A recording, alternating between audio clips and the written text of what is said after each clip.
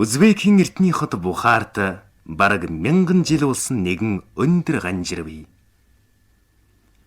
Энэ ганжирын оройд нэгэн өрөв тас хавар болгон ирдэг байжээ.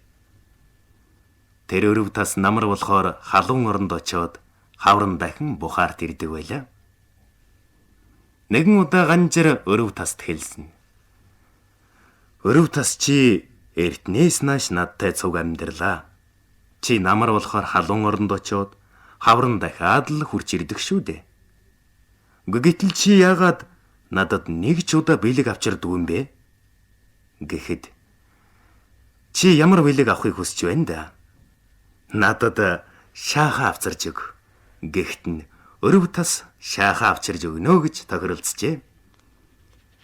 Ирэх хавран тэр Бухар хотод буцаж ирээд хэд хоног өнгөрчээ.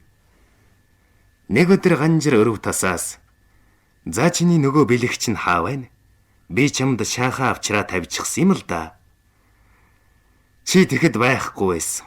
Тэр хооронд хүн аваад явчихсан байхаа" гэсэнд "Чи ямар худалчин бэ?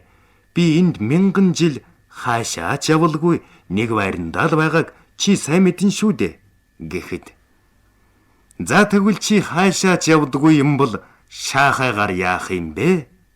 гэж өрөв тас хэлсэн гэдэг.